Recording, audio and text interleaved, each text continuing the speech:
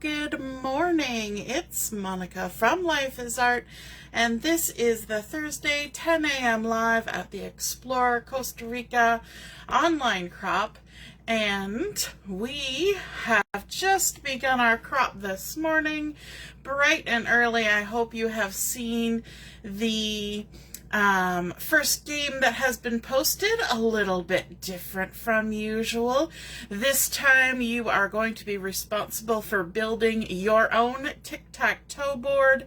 The center section is a free spot, and so you will need to follow the instructions to add items to your board and then post your tic-tac-toe board, and then you can start creating projects. And game number 2 will be where you will upload those projects that are happening and being created with your tic-tac-toe board. Now, I hope your video is going better than mine, because mine is popping in and out. But if you are seeing the video and you're joining me live, just say hello or howdy so I know you're here. If you're watching later on replay, drop a comment so I know you stopped by. This morning we're going to do a little bit of a fun project. We are going to be making a mini explosion album. And so I hope that will be exciting for you. I know some of you love making mini albums and different projects. So let's get started, because this is going to take us a minute or two to accomplish. So we want to start out with 3 sheets of cardstock, and I'm using white willow.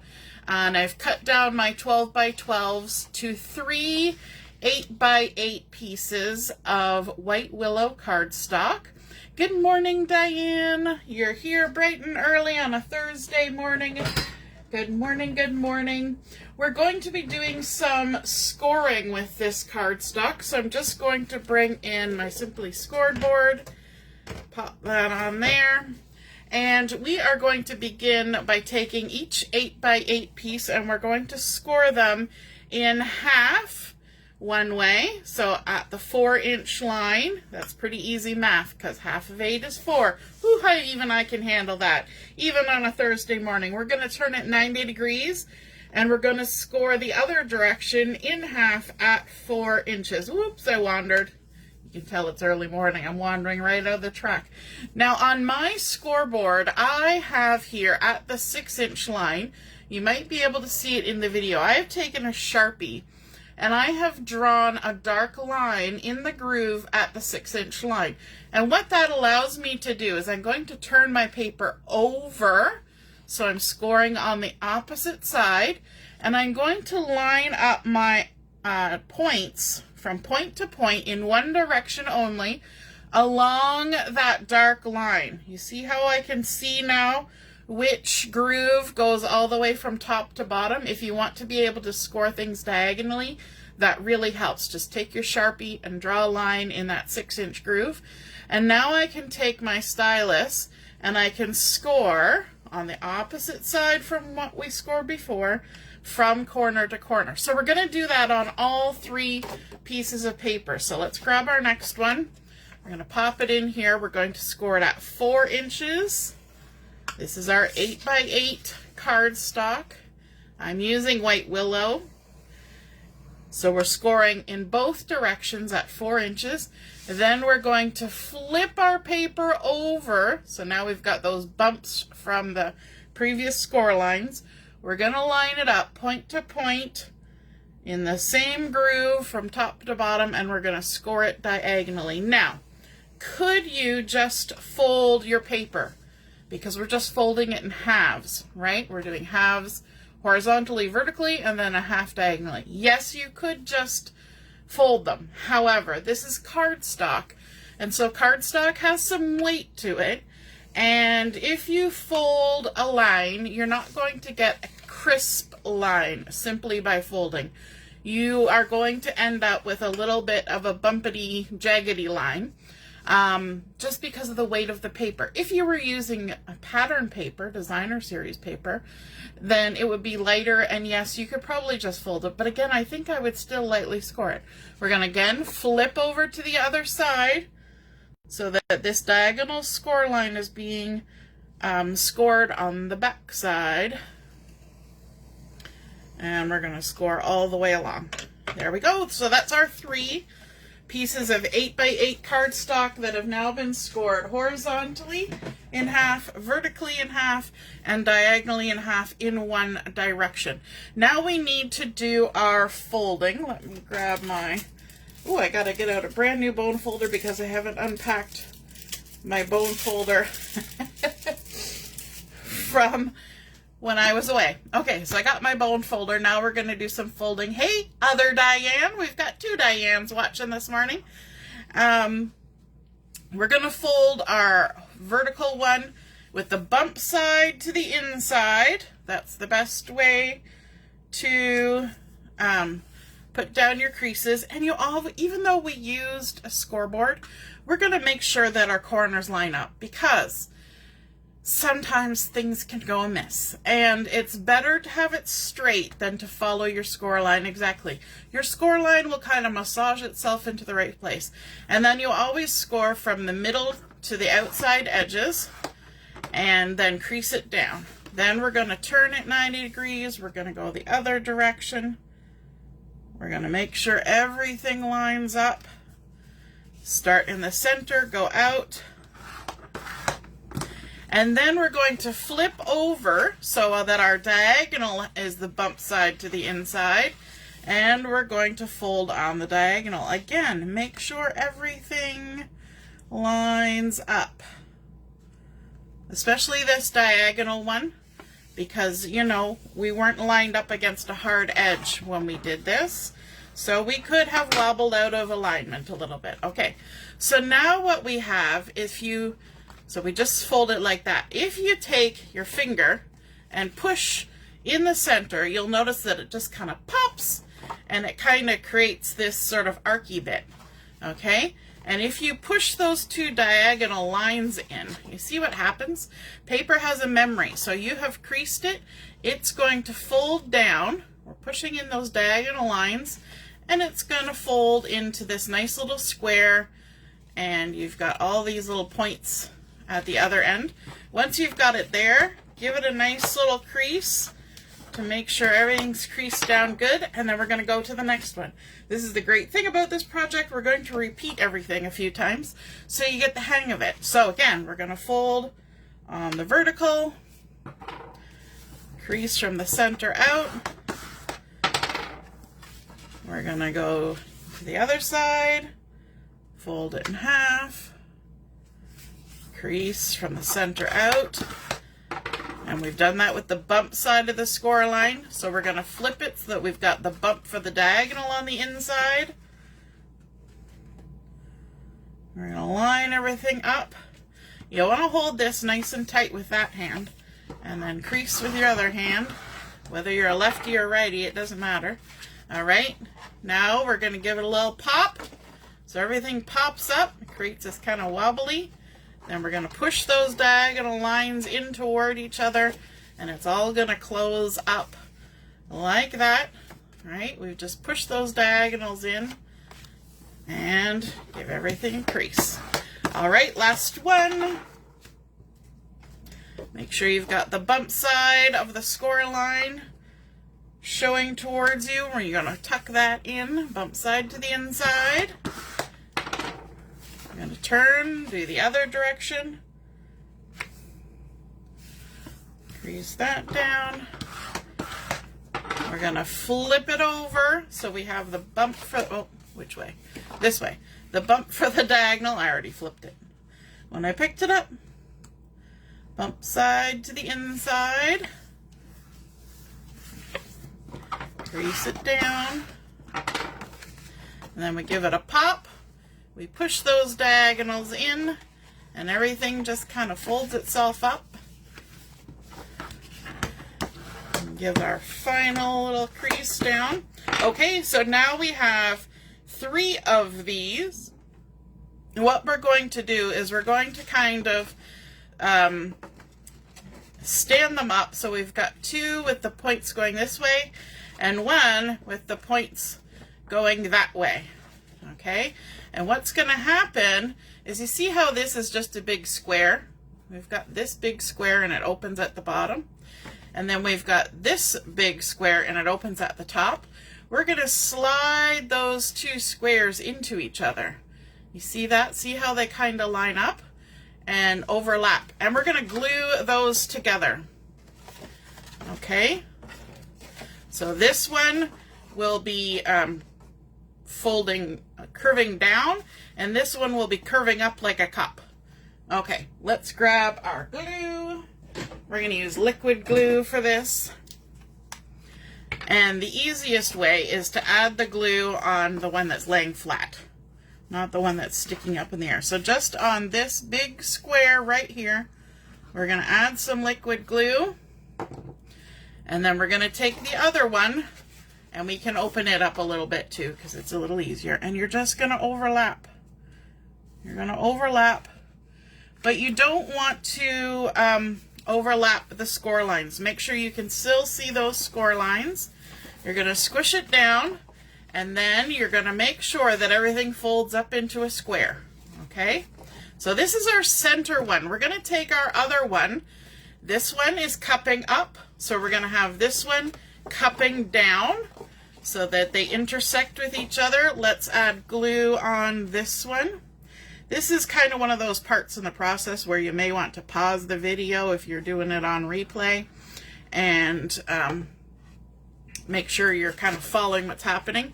Okay, we can open them up a little bit. We're going to overlap.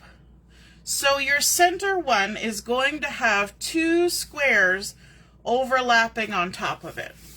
Okay, so your center one is going to be underneath, and these two outside ones are going to be on top, and they're both going to be going like this, and the center one's like this.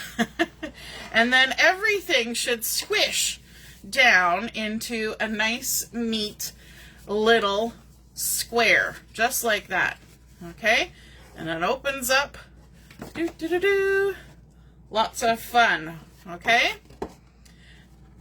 and actually, now that I'm looking at it properly, this is how it's going to be. The center one's actually going to be on top. But that's okay. All we did was flip it over. And so you can do that at any point. Putting it together, flipping it over, it's all good. Okay, now we want to add a cover to this. So on the outsides, on both sides, we're going to add a cover.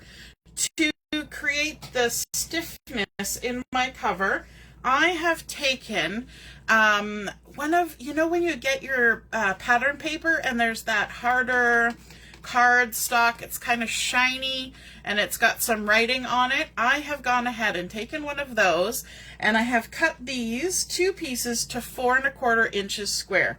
So 4 1/4 by 4 1/4, and then I went through my designer series paper and I decided to use Valley and Bloom for this because I'm a May birthday and I like lilies of the valleys, and lilacs are out in season. It's such a lovely time of year when everything's blooming, you know, the tulips and the daffodils and all the things. So I thought it would be fun to create a nice little album of the lily of the valley and the lilacs in my front yard. And so that's what I'm going to do for my theme. So I chose the Valley in Bloom as my cover. And so I've gone ahead and cut out two 5 1/2 inch square pieces of the designer series paper. So what I'm going to do is I'm going to flip this over to the back side. I'm going to add some glue to my 4 1/4 inch square sturdier cardstock. You could use regular cardstock. You could use a cracker box or a cereal box. You could use chipboard, whatever floats your boat. Or as my son says, whatever gives buoyancy to your seafaring vessel. And you're just going to glue that on centered on your 5 1/2 inch designer series paper. There we go. Get some glue on there. And we're going to stick it right in the middle. Okay, And then we're going to take our detail scissors. Hooray, these are back available again to purchase. And we are going to trim on a 45-degree angle here. But you'll see I'm not going right to the corner of my cardstock. I'm leaving a tiny little, I don't know, a 1/16 of an inch of the paper between where I'm cutting and that point of my sturdy cover stock. Okay, so we're going to do that on both. We're going to cut our corners off. If you've ever made any kind of mini album or something that's covered, you will understand this process. No problem. This is a very quick sort of mini album in comparison to a lot. Now what I want to do is I want to hold my cover stock securely, and I'm going to take my bone folder and I'm going to just slide it under my pattern paper, and I'm going to kind of massage it around my cover stock to give it the idea that it needs to bend. I'm going to do that on both the front and back cover, and that's going to make a nice crisp edge when you do fold it and glue it down. So you want to do that step. If you have a ruler or a bone folder or anything that's got a hard edge that's you know, kind of bigger than the piece you're using, or doesn't even matter, I use bone folders on larger albums. And then we're going to add some glue, and there's a bit of a sequence to this. We've got glue, we're going to push it in the center first, just like scoring. When you're adding paper and wrapping it around, you want to start in the center and then work out to the edge. And the reason you do that is so you don't start at one side and push to the other and have it kind of fan out or smoosh out, and then you've got like a wobbly, uneven gap. So start in the center. Then you're going to go to the opposite side. It's always good to work on opposite sides, and you're going to push it in the center first and then all the way out. Get it all stuck down. If you want, you can take your bone folder or whatever and give it a good squeeze. This is not a large area, so my fingers are doing a pretty good job. Again, in the center to the edge. If you find that the amount of paper you left in the corners makes a weird sticky out bit, you can always take, no, mine is barely doing anything. You can always take your snips and just give it a little snip, okay? But by leaving that tiny little gap, and this is why we go opposite sides, if any has folded over, you can even give it a little pinch where it might be like overlapping, and then you're going to fold them both in at the same time. So that's why we do opposite sides too, because it just keeps everything neat and even. And neat and even is important when you're making little album-y things. There we go. Okay, other one. I see that Deborah is here and she's in the waiting room. Good time to watch a crafting video, right?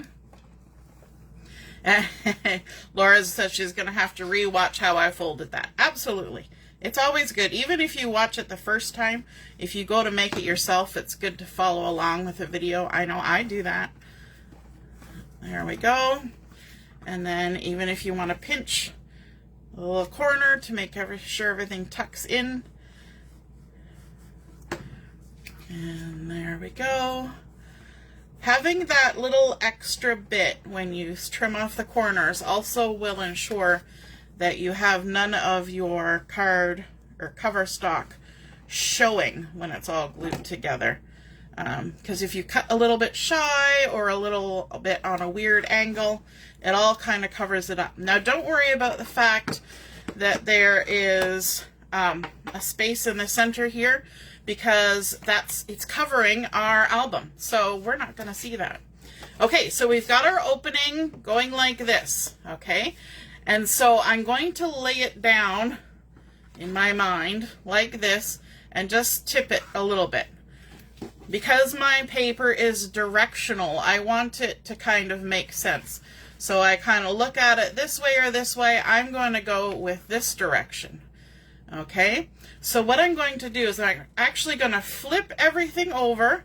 I'm just going to slide that to the side, and then I'm going to add my, you know what, I should actually add my adhesive on here. Flip it over, because this is the size.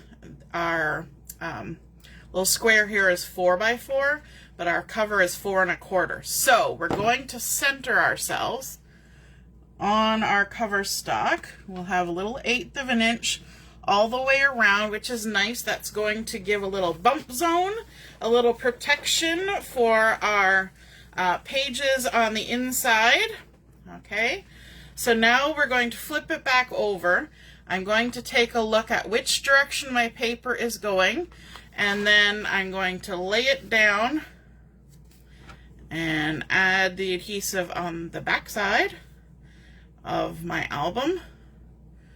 Get that all on there. When you're adding adhesive, liquid adhesive, you want to get close to the edge, but not too close to the edge, because otherwise it will smoosh out. And then what we're going to do is we're going to line up our covers. Okay, and you can even stand it up while the liquid glue is still just getting set, and make sure everything lines up nice and neat. Give it a good smush. You can even use your bone folder. Make sure everything stays put, and then we have our lovely pop out mini explosion album, but now we need to add some decoration to the inside. So I'm going to start out first with 4 pieces of designer series paper that are 3 3/4 inch square, and I chose this pattern from the Valley in Bloom collection. And I have taken some garden green ink, and I've lightly inked around the edges, just ever so lightly, and I thought that was going to look nice against this white base, because some of the papers in this collection, I'm trying to put my ink dauber somewhere so that I won't get ink all over my pages, some of these pieces have a light background. And so if you haven't inked the edges, then what will happen is they'll kind of fade into the space instead of standing out. So let's go ahead and we're going to glue these down in those center spaces. And we're going to center them. So this is a 3 3/4 inch square going into a 4 inch cardstock area. So just center it. And this one has a directional design on the back side. So if you want to make sure that everything's going all the same direction, you can line that side up. But this plaid is very forgiving because it's not even an even plaid. It's kind of a hand-done watercolory paintbrush kind of plaid, and so that's very forgiving. When you're adding things into spaces, because we have some triangles that are going on here, you want to pick designs that are going to work if you cut them on the diagonal. Things that are very rigid are sometimes difficult to add. Things that are all over patterns or a little bit like this, where it's kind of uneven, are a little more forgiving, but you will notice that I'm putting this plaid in the solid spot as opposed to in a spot where I have to cut triangles. Because sometimes if you've got a gridish type thing, there is an exception though, because I'm going to show you that in a minute. If you've got a grid-ish type pattern and you cut slightly askew, your brain's going to go, no, that doesn't work for me. Some of us anyway. Some of our brains will do that. Okay, we've added that lovely plaid all the way across. Now it's time to work on our 6 sections that have triangles. They've got those diagonal folds in them. And so for those, we are going to use 3 1/2 inch square pieces. And let me just grab, I'm going to use 2 different patterns. I'm going to use this one, which is directional, but kind of, and there's no straight lines per se, it's just like there's an up and down. And then I'm also going to use this one. Remember I said grids are hard, but this grid actually actually has a diagonal, and I was very careful to cut it straight. And so I'm hoping that that will make my brain happy when I get it on my page. But what we're going to have to do with these 3.5 inch square pieces is that we need to cut them from corner to corner on the diagonal. So to do that, you're going to line them up in your trimmer and make sure that your points are right along that cutting line. And I always put my blade down right in the center or inside, because I don't want my blade to ram into one of those nice delicate points. So you just go from the center out. I'm going to set that aside there and bring in this one. And as you can see, because there are diagonal lines on this, we can just double check that our diagonal lines are nice and straight. If those were wonky, then I would probably recut my square. But everything is good. We're going to put our blade down in the center. We're going to go out from the center and trim those off. Now, I have inked the edges on those, but because we've now cut new edges, we're going to have to add a little bit more of the garden green. We've got our ink dauber here, and I just did very light inking. I'm not trying to get maximum coverage or anything. I'm doing very light inking on the edge, okay?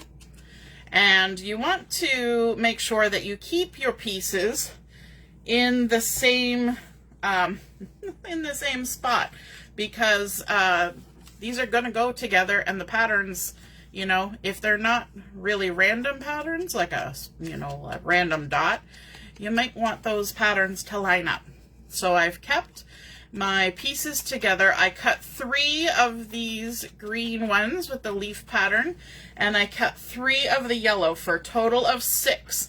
Do you have to do them different patterns? Nope. Do you have to do only 2 patterns? Nope. You can mix it up however you like, but we're going to go ahead and add these to our piece, and this one's actually going right in the center here. So I'm going to add that one in first. And liquid glue is really good for triangles. Triangles can be difficult. Now you may wonder why these were 3.5 while the other ones were 3 3/4. It's because we want it to look even-ish inside here, and so because we have an extra amount of space that has to be covered, this section here that didn't exist over here, we have to cut our paper a little bit smaller so that everything still looks even. Does that make sense? I hope it makes sense. It made sense in my brain. And then our yellow one that we just cut is going to go up here. Now I did 3 of each, but I'm not doing 3 yellows on top and 3 greens on bottom. I'm going to do some alternating colors here. So I did something with my green to make that work in my brain, and I'll show you that here in a second. So because my green is a directional pattern, I didn't cut them all the same way. I thought, it's an explosion box. You kind of feel like it's coming out from the center. So 2 of my leaf patterns are cut the same as this. And then the other one, I cut it differently so that it would have the leaves pointing to the outside. So this one, the leaves are pointing that way. This one, I cut it so my leaves are going that way. Did I need to do that? Nope. I could have done them all the same. But my little brain was like, ooh, we could totally switch it up. So you just kind of follow how your brain is happiest, right? Let's line that up. Stick that down. Maybe slightly crookedly. And then add this one. And these ones, I inked all the edges ahead of time. So we're going to stick that on there. And then our final green one. I've got things stacked up over here. Our final green one is going in this corner. And again, it's leaning towards the left. Whereas the one on the right, I had it leaning towards the right. And then everybody says, right? Right? Whenever somebody asks me something and they're like, it's right? I'm like, correct. Because otherwise you get too many rights in a row. Okay, let's get these added on, and then we'll add our last two yellows. So you can see we kind of alternated, so we're going to do the same thing with our lovely yellow pattern, which I can't grab a hold of. There we go. Stick these down. How's everybody doing? Somebody says, my brain is not small. Who's that? Oh, Diane. No, our brains are actually kind of big. Okay. My one son says, oh, that's a big brain idea, when he likes the idea of something. And they also, my children say weird things. So they also talk about smooth brain and wrinkly brain. Apparently you want to have a wrinkly brain. So if something's kind of a silly idea, they say, well, that's kind of a smooth-brained idea.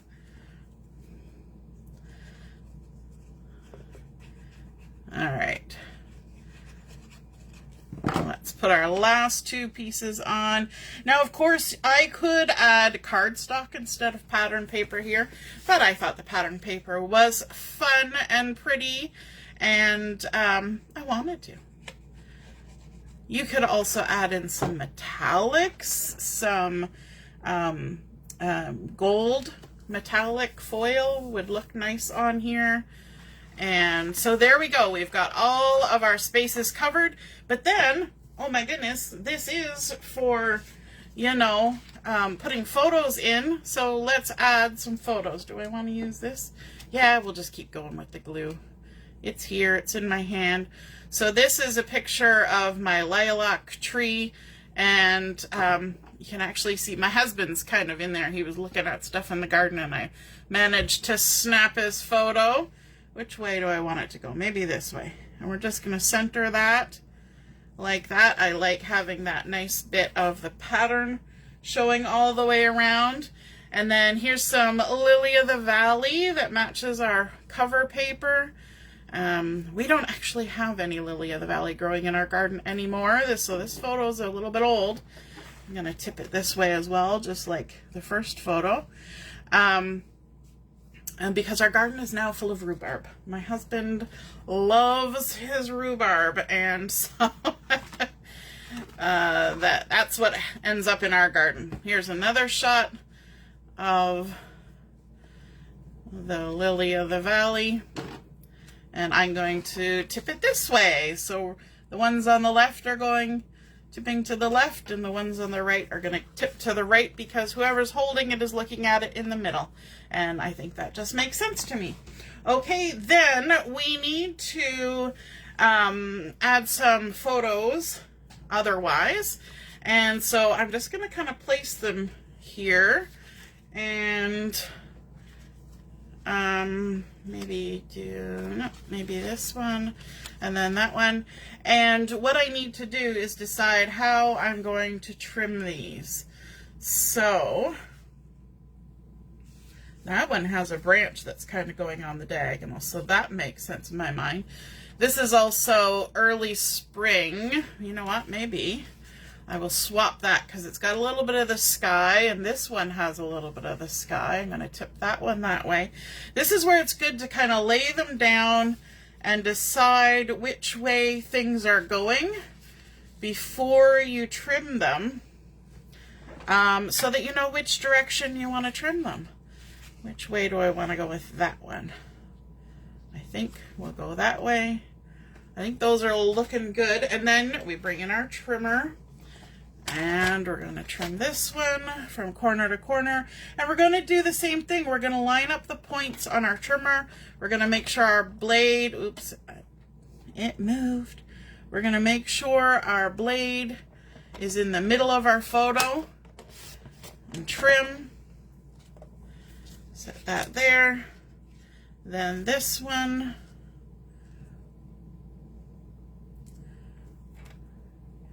Now you may have noticed that there's some spaces that didn't have any photos, and that's because we're going to do a little bit of embellishment in those places.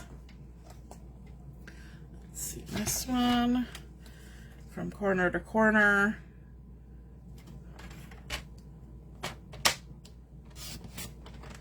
Like that. So I kind of gave you reasons for placement there as I went along, like the ones that had sky were actually up above, and the ones that are more looking at the ground were down below. And that makes sense to me. I like how that yellow picks up on some of the yellow in the photos. I think that was a bit of sedum that was growing in my garden at the time. Again, now my garden is all rhubarb because my husband is addicted to rhubarb, and the more rhubarb, the better. We do still have the lilac tree, though. The tree is still there because that's the only shade in our front yard, so it had to stay. Okay, let's add our photos in.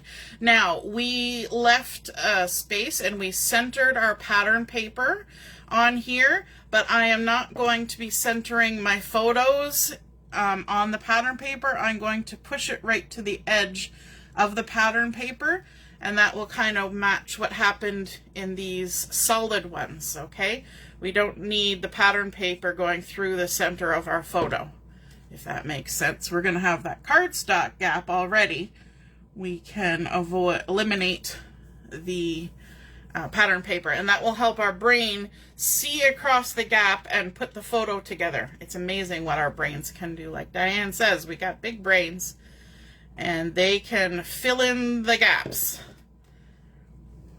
So what you're going to look at is that your outside edge is even on two sides so that you are centered, and then line that diagonal right up against the edge of the pattern paper.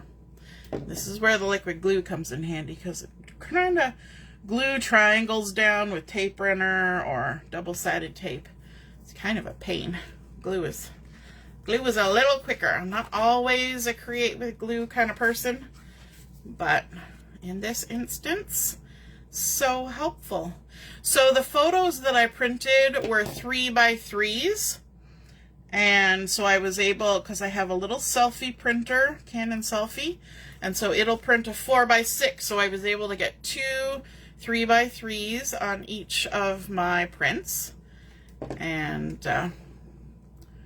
so it only took me 4 pieces of photo paper to get all these lovely photos in here, which is kind of nice. Now, if you're adding people type pictures here, you want to probably make sure you don't chop people's heads off and all that kind of scenario. So be selective with how you print your photos and which direction you put them and where you place them. There we go. We're almost done. We've got one last photo to place. That's this one up here. Who else love lilacs? Oh my goodness, the smell of lilacs in the spring, they do not last long. Once they bloom, they're only out for, a week and a half, 2 weeks. But boy, do they smell nice. And I grew up in the country, and all the fence rows along the roads and stuff would always be full of lilacs. So I was really excited when we moved into this house and there was a lilac tree, because it's so pretty, and of course it's always blooming either just before or around my birthday, because I'm a May baby. There we go. Okay, let's put a lid on this for a few minutes, because we're going to add a little bit of decorativeness to our piece. And actually, I'm pretty sure I had intended to decorate this particular section before I cut it, but I didn't, and so we're gonna make it work because that's how it goes. In this section here, I'm going to use my Capturing Smiles stamp set, and we're going to stamp out everyday captured moments, because this is not, it's like a special occasion, and it's just every day, right? Every day, your garden blooms every year. So I've got a piece of 3x3 white daisy, or not White Daisy, White Willow, sorry, it used to be called White Daisy, now it's called White Willow. And we're going to stamp this. I've just added them all together on my stamp block, and we're going to use Blackberry Bliss because that is one of the coordinating colors with this collection, and it's a beautiful color, and it'll kind of give that deeper tone of the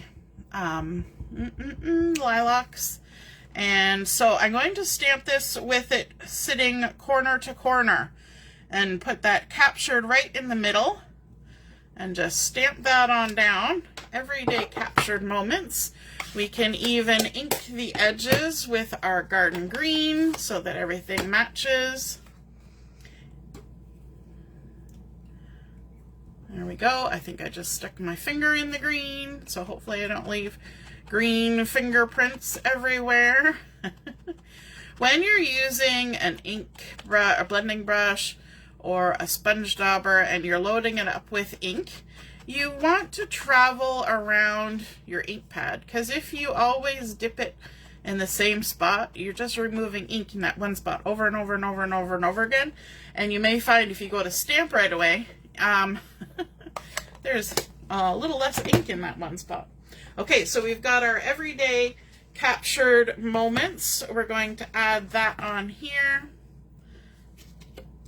And because this is a full sentiment type thing, I'm going to put it in the big space that's blank here. And I've just went and stuck my cover on top of my dirty stamp. I think we're okay. Didn't push it down. So we're just going to line that up in the center there. Everyday captured moments. And then for up in this spot, I'm going to do another stamping with the Blackberry Bliss, and I'm going to stamp this cute little butterfly, and this is from the Extraordinary Life stamp set. We've got this pretty little butterfly here, so I'm going to ink that up, stamp it on down, and yes, we are going to fussy cut it. You know what, just in case, I'm going to stamp two, because I may decide that I want two.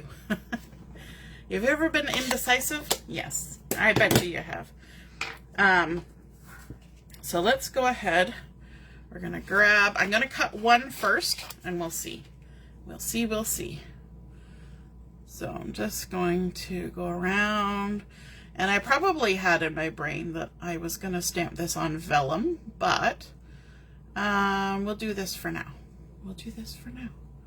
But definitely keep in mind that stamping on vellum is really fun, especially with something like a butterfly or a dragonfly or a bumblebee, because they've got those lovely little see-through wings, right? And so we're going to go all the way around, and we're exploring Costa Rica at our online crop, and there are some amazing animals in Costa Rica, and I'm sure there are butterflies. Okay, so we're going to bring this back in. We've got our little butterfly, but I also wanted to show you the beautiful sticker sheet that you can get with the Valley in Bloom collection, and it's got some gorgeous florals on it, and I was thinking that I would use one of these florals and that I would fussy cut after I stuck it, or not fussy cut, but trim after I stuck it down. But of course, I've already stuck my my image down. So let's see if we can't add it on here without having to trim it, because I was going to have it kind of go from side to side. But maybe what we'll do is, I'm trying to see if I can either fit it without having it go outside the lines or just barely. There we go. And then a little butterfly, and we've got some little words and things on here. So the one that I was thinking of was Hello Beautiful, because I kind of say that to myself every time I see my beautiful little garden of lilacs, or tree of lilacs. There we go. And then let's add our little guy on here like so. And you know what I'm probably going to do is I think I'm going to add some Wink of Stella on here, but I don't want to do it right now because I'm going to open and close this here for a second and it would get all over the place. So now that we've got all those little bits and pieces together, we can fold up our album and decide if we want to do something on the front. And there's some fun stickers on here. Let's see. Some of them are a little too large. That one would be nice. And I'm thinking about this one here because it's just kind of pretty. We've got the Best of Friends. You know what? Maybe we're going to go with Treasure This. And another one of the florals, maybe this one that has these. Yep. And yes, these are the thoughts that are going through my mind. Because this is the front, we can grab some dimensionals. Oh, look, one dimensional left on here. We're going to add a dimensional. We're going to use our fun little scissors here. We're going to trim a few more dimensionals just all the way around. Because we can pop this up because this is on the outside of our album now. I wouldn't necessarily do any popping up on the inside of this album because it's got to collapse down. It's got to work. And so that would be difficult. But we can add those on there. And I'm holding this in my hand like a crazy person. Let me just set it down here on my sticker sheet for a moment. If we do that, then we're going to grab our little embossing pouch here, or anything that's got a little bit of dusty powdery. And we're just going to tap, tap, tap all the way around. The other option is we could have stuck this on a piece of cardstock and then fussy cut it out a little bit larger with a little bit of a halo, which would look really smashingly good, I think. But we're just going to pop it up, and then now that we've got our hands all dusty, just ignore that in the video, all our little dusty hands. We're going to take the backings off. We've de-stickified our sticker so that we can add it on here like that. And then I'm going to grab another one of these pretty purpley flowers. And I'm just going to tuck that in maybe right there, just on the base. And we can also get our little Treasure This sentiment. And do I want to go above or below? I think below. There we go. Just tuck that on there like that. I think that's really pretty. And remember how we said gold would look nice with this. Let's grab some loose sequins. Now you want to make sure that wherever you're going to store this little album, that it's in a safe spot. Because if it's not in a safe spot, if you're shoving it on a shelf or something, then our little embellishments are going to get caught on things, right? We don't want that. So let's tuck a few little sequins on here. Let me grab the Take Your Pick tool. Best thing for picking up the little sequins. Let's flip it over. Maybe put the big one there. Whoops, actually there were two sequins. Look at that. That's a smaller one. And let's grab another smaller one. Actually two of them. We're getting twofers every time this time. So we've got a nice little bling on there just to add a little sparkle. Treasure This. And then, of course, our explosion opens up. This would make a great gift for somebody after a little event, a birthday. You could take photos and put them on there. You could use it, you know, if you go out for lunch with a friend, take some photos. If you want a little thank you gift for somebody, a grandma brag book, an auntie brag book, any sort of thing, a little graduation present with some photos. And you could even have people write little wishes and things for people and stick them in there. I think that would be super cute. So I hope you enjoyed seeing our mini explosion album come together. If you create one like this, be sure to snap some photos and drop it in the comments where I post the pictures of my album, and then we can all see and be inspired by your artwork as well. Have a wonderful rest of your morning. We will be on at 11:30 for Chat and Craft. Hope to see you then. Toodaloo! Bye!